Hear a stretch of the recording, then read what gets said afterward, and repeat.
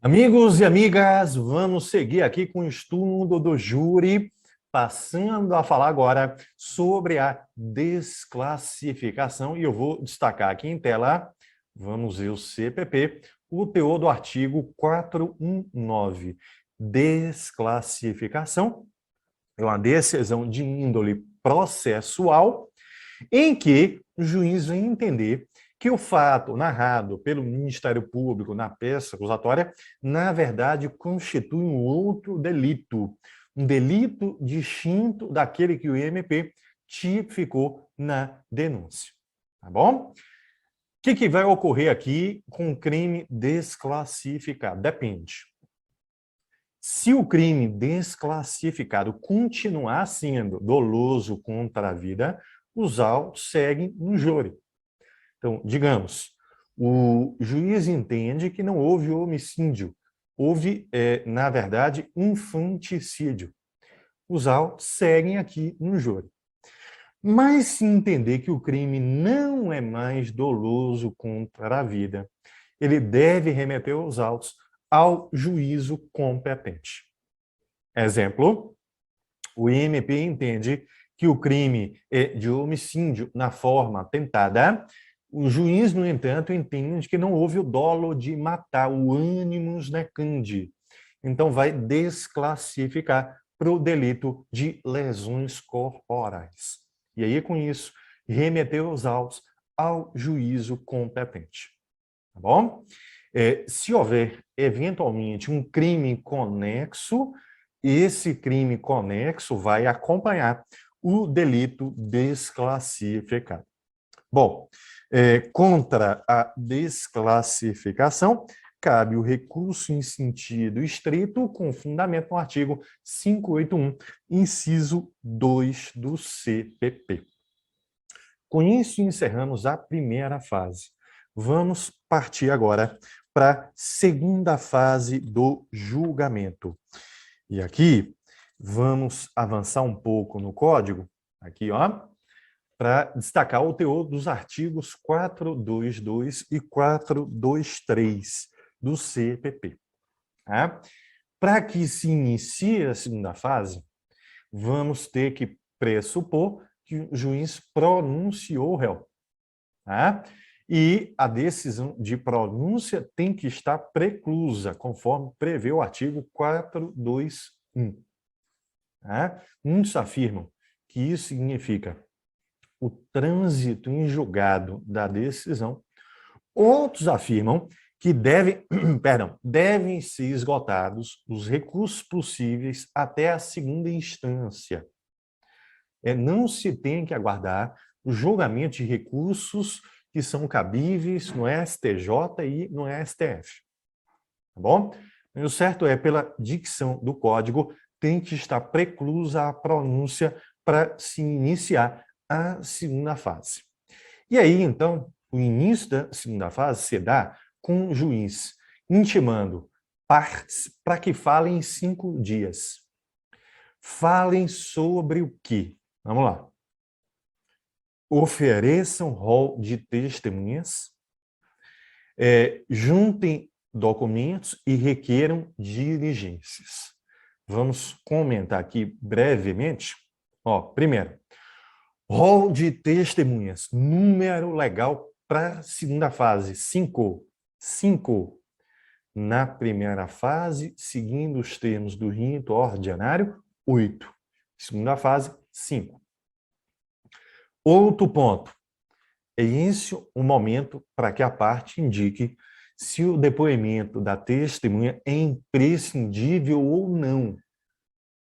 É o momento para inserir a chamada cláusula de imprescindibilidade. Então, se a testemunha é intimada e não vai ao julgamento, o julgamento pode se iniciar ou não, depende. Se a parte, nesse momento aqui, informou que o depoimento era imprescindível, o julgamento não pode se iniciar. O juiz vai tentar determinar a condução coercitiva para o julgamento naquele mesmo dia. Se não for possível, vai ter que remarcar o julgamento. Se a parte não informou aqui, nesse momento, então, julgamento pode ocorrer. Ok? Quanto a documentos, se os documentos não forem juntados aqui nesse momento, não ocorrerá preclusão. Por quê? O artigo 479 do Código vai afirmar que a parte, se quiser ler algum documento em plenário do júri, deve juntá-lo aos autos em até 3 dias úteis antes da sessão de julgamento, dando-se ciência à parte contrária. Ok? Agora, para fins dessa restrição legal, documento deve ser entendido em seu sentido bem amplo. É qualquer instrumento que revele um conteúdo hábil a elucidar o fato. Não é só a folha de papel. Documento pode ser um croquis, uma foto, desenho, um áudio, vídeo, enfim. Tá? E, além disso, a restrição legal incide se o documento está ligado ao objeto da causa, ao crime, ao réu, à vítima, a profissionais que atuam no julgamento. Se não houver qualquer vínculo com o objeto da causa, aí não precisa observar esse prazo legal. Tá bom? E, por fim, requerimento de diligências. E aí, em seguida, os autos vão ao juiz, que vai aqui adotar essas medidas que vêm no artigo 423. Bom, primeiro, pelo inciso 1, em resumo, ele vai solucionar eventuais nulidades que existam até aquele momento, para evitar que esse tipo de matéria seja encaminhada aos jurados, juízes leigos. Há uma espécie de despacho saneador aqui. Há uma filtragem da causa.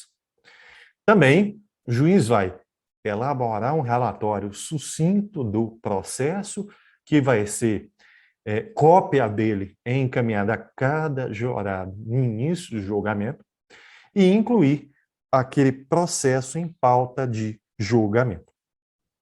Falando em julgamento, vamos a ele. E vamos avançar aqui um pouco. A partir do artigo 457, que perfeito, eu deixo aqui e vou comentar. Bom, início, meio e fim da sessão de julgamento. O que é que vai ocorrer? Primeiro ato. O juiz tem que verificar se estão presentes em plenário do júri no mínimo 15 jurados. No mínimo 15 jurados. Tá? Compõem o júri 25 jurados, são convocados para a sessão de julgamento. Devem estar ali presentes no mínimo 15 jurados. Tá? Que dali vão ser sorteados os 7 que vão compor o conselho de sentença. Se não houver no mínimo 15, o julgamento não pode ser iniciado sob pena de nulidade absoluta. Se houver o mínimo de 15, aí, primeiro ato o juiz declara aberta a sessão de julgamento. Segundo ato, há o anúncio do julgamento com o pregão das partes.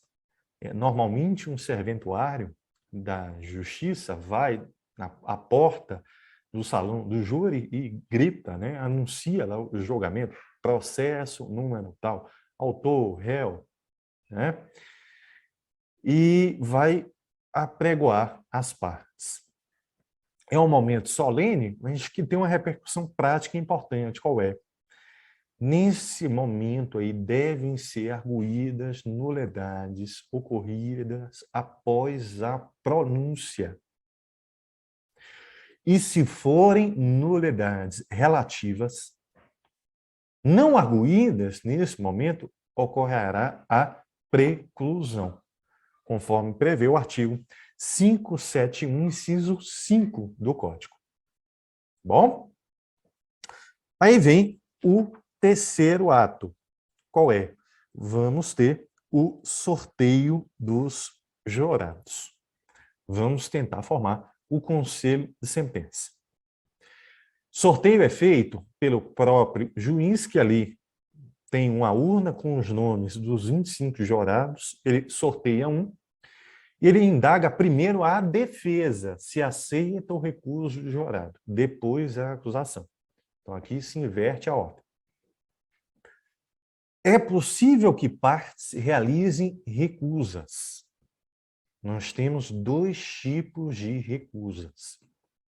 Uma primeira é uma recusa imotivada, injustificada, a chamada recusa peremptória.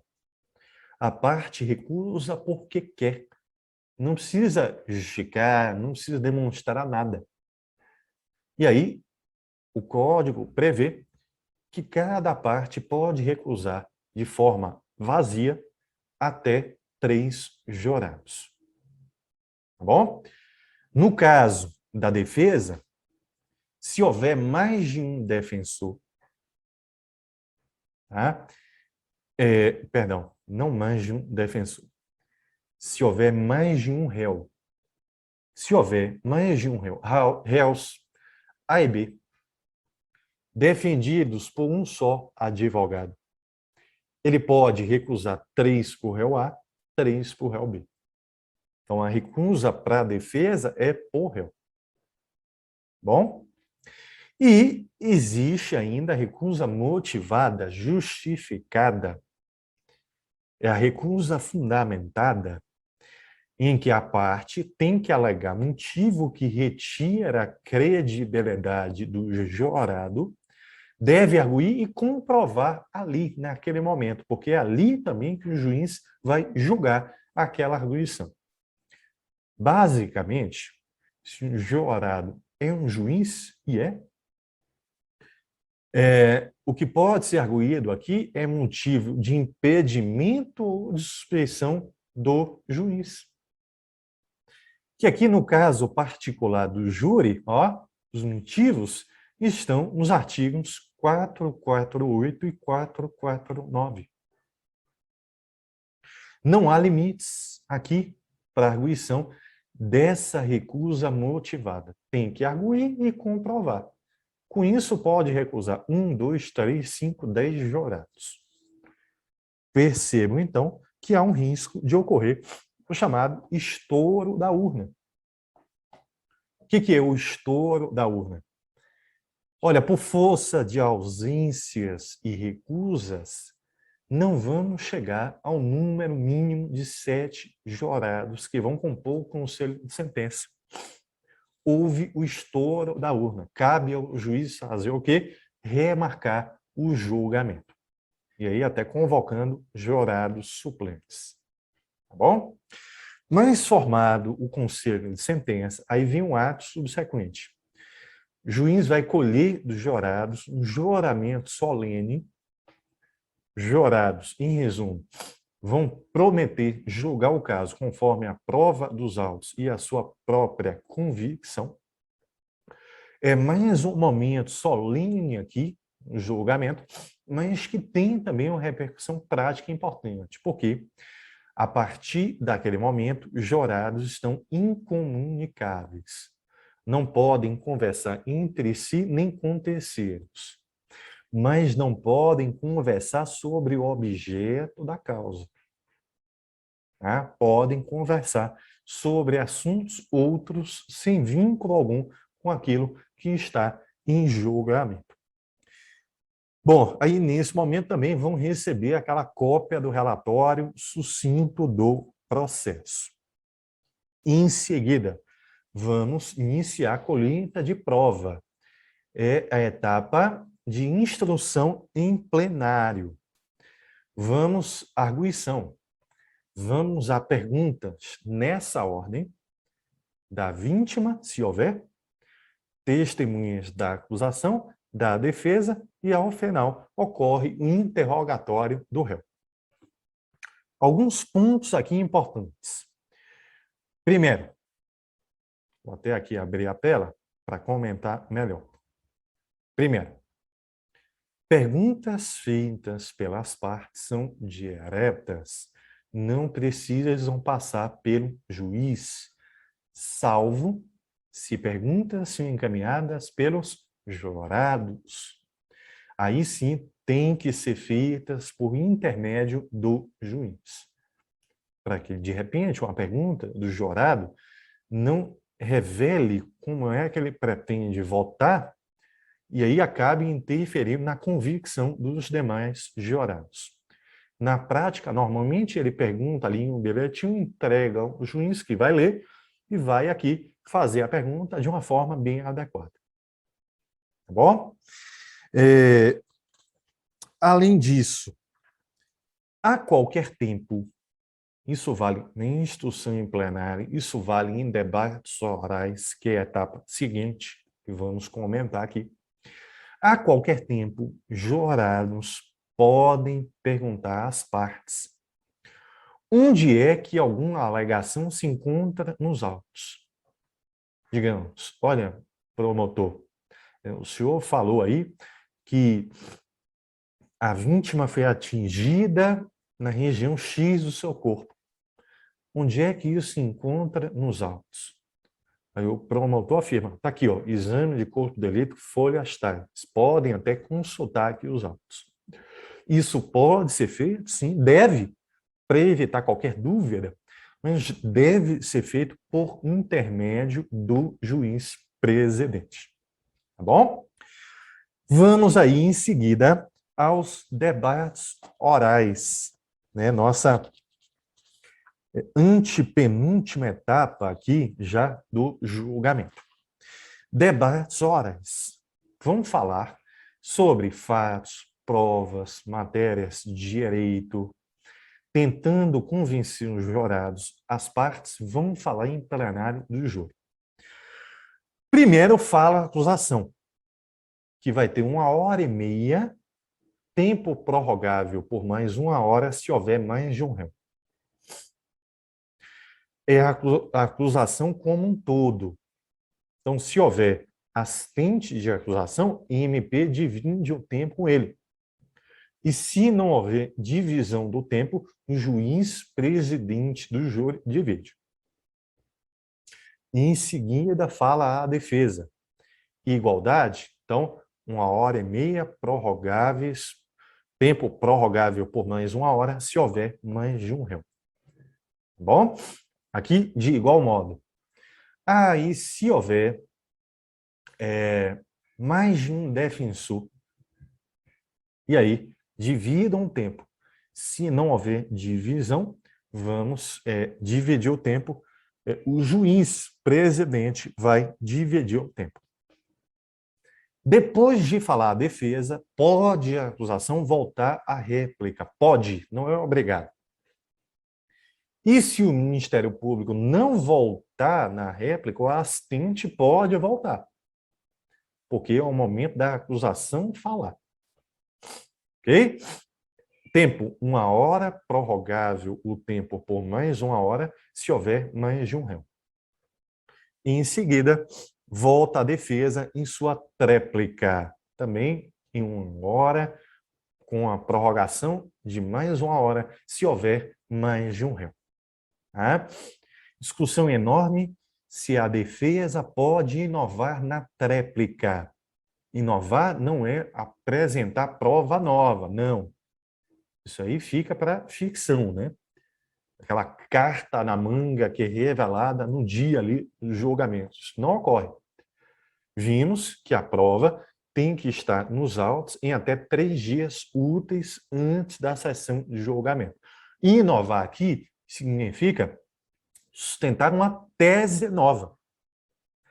Há quem entenda que cabe em respeito à plenitude de defesa, mas prepondera até no STJ que não cabe, em respeito ao contraditório, porque a acusação não vai voltar em plenário para falar sobre a tese nova sustentada na tréplica.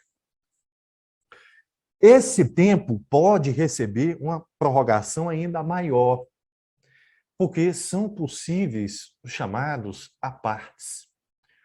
Uma parte é a interferência da parte contrária na fala daquela parte. Então, vinha falando um promotor, o defensor do réu pede uma parte e vai aqui comentar algo. Isso é possível? É, se o juiz presidente do júri permitir, conforme prevê o artigo 497, inciso 12 do Código. A parte que vai receber aqui a palavra tem direito de falar por 3 minutos. A parte contrária vai aqui ter a prorrogação desse tempo de 3 minutos também. Por fim, o artigo, e eu vou indicar aqui em tela, porque é um artigo bem importante, o artigo 478 prevê algumas matérias que não podem ser referidas pelas partes em plenário do júri sob pena de nulidade. Estão aí. Tá? 2 pontos que eu queria aqui abordar.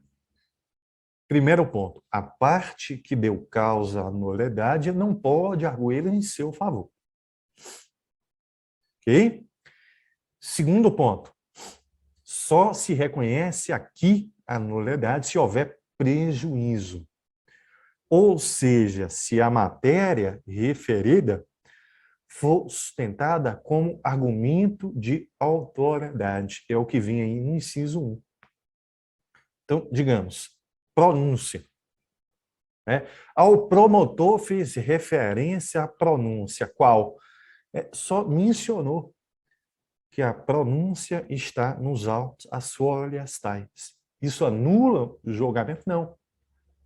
Ele não se referiu a ela como argumento de autoridade. Agora, se ele tenta induzir o voto do jurado de uma forma distorcida, se ele afirmar, olha, o juiz aqui do júri, um profissional competente, experiente, ele já pronunciou o réu, vocês vão absolver, dando a entender que a pronúncia é igual à condenação.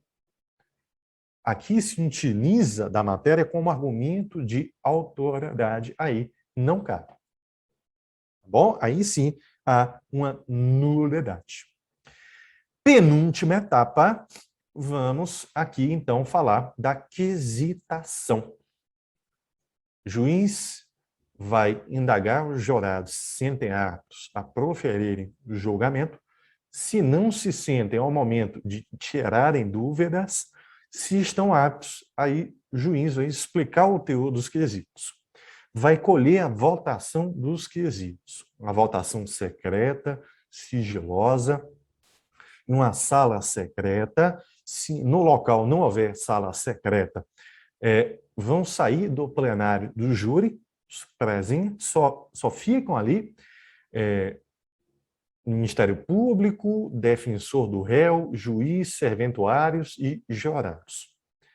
Tá bom? E aí passa uma urna que vai coletar, primeiro, o voto válido, uma cédula, sim ou não, o jurado deposita, e aí vem depois uma segunda urna para coletar o voto não usado. Tá bom? Cada quesito aqui deve ser votado. Se houver mais de um crime, há uma série de quesitos por delito. Também, se houver mais de um réu, há uma série de quesitos por réu. E a série, o bloco de quesitos, deve observar a ordem que vem no artigo 483. Se faltar quesito obrigatório ou se houver inversão da ordem, nulidade absoluta.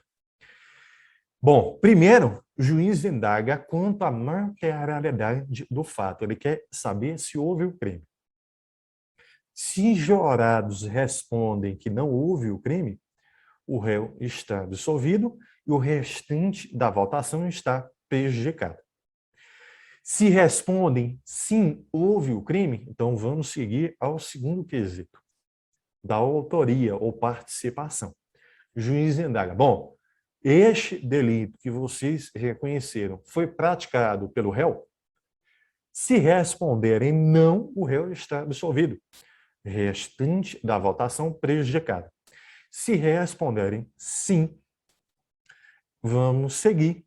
E aí vamos ao quesito que vai aqui decidir o caso. Quesito que vai proferir o veredito. Se o acusado deve ser absolvido. Um quesito genérico. Não se exige, portanto, uma delimitação em mais de um quesito para cada tese de defesa. O juiz vai explicar, olha, se você, jurado, acata alguma tese de defesa, é o momento agora de absolver o réu. O que não significa um cheque em branco. Não significa que a defesa vá arguir qualquer tese em plenário. Exemplo marcante, o STF firmou um entendimento de que é inconstitucional a tese de legítima defesa da honra. Viola princípios constitucionais, não há esse instituto reconhecido em lei. Então, se houver alguma menção a essa tese de forma direta ou indireta, o julgamento é nulo. Tá? É um quesito genérico? Aproxima a nossa quesitação da norte-americana. Nesse ponto, sim, mas não é um cheque em branco. Bom, se jurados decidem que o acusado deve ser absolvido, ele está absolvido e vamos, o restante da quesitação está prejudicado. Se afirmam que não deve ser absolvido, o réu está condenado, os demais quesitos se referem à aplicação da pena. Aqui, ó, o próximo, causa especial de diminuição de pena alegada pela defesa, e, por fim, qualificadoras ou causas especiais de aumento de pena. Tá bom? Para concluir o júri, vamos ao último ato, que é o da sentença. Bom, o juiz se vincula ao julgamento feito pelos jurados. Se jurados absolverem o réu, tá? O juiz só declara a absolvição. Se os jurados condenarem o réu, aí o juiz vai partir para a aplicação da pena observando o sistema trifásico. Quanto à condenação, que eu queria aqui fechar a aula, falando de uma novidade que veio com um pacote anticrime, que é o que está no artigo 492, inciso 1, a linha E, que permite a execução provisória da pena de prisão no júri se a pena for igual ou superior a 15 anos de reclusão. O STF entendeu que a execução provisória da pena viola a presunção de inocência, mas não julgou isso aí quanto ao júri. Ficou de julgar, o caso está com votação suspensa. O pacote anticrime tomou a frente e acabou previndo aqui no CPP que no júri, em execução provisória da pena, vai ocorrer se a pena é igual ou superior a 15 anos de prisão. Tá? Isso em respeito à soberania dos vereditos. Ok? Agora, é o que vale como regra. O próprio juiz do júri pode excepcionar a regra. Conforme o parágrafo 3º, ele pode deixar de determinar a execução provisória da pena se houver questão substancial cuja resolução pelo tribunal ao qual competiu o julgamento possa plausivelmente levar à revisão da condenação. Tá bom? Mas a regra é a execução provisória da pena. E dentro da regra, a apelação interposta contra essa decisão, em regra, não tem efeito suspensivo, que é o que prevê o parágrafo 4º. Excepcionalmente, pode ter efeito suspensivo atribuído aí pelo órgão adquém, TJ ou TRF, quando verificado cumulativamente que o recurso 1 não tem propósito meramente protelatório, e 2, levanta a questão substancial e que pode resultar em absolvição, anulação da sentença, novo julgamento ou redução da pena para patamar inferior a 15 anos de reclusão. E aí o pedido de fim suspensivo deve observar o teor do parágrafo 6º. Com isso, encerramos aqui o estudo do nosso procedimento especial do Tribunal do Júri. Concluímos o estudo do tema procedimentos. Na próxima aula, já vamos falar de um novo tema. Vamos ficando por aqui com um convite para que acompanhem a nossa próxima aula. Grande abraço a vocês e até lá!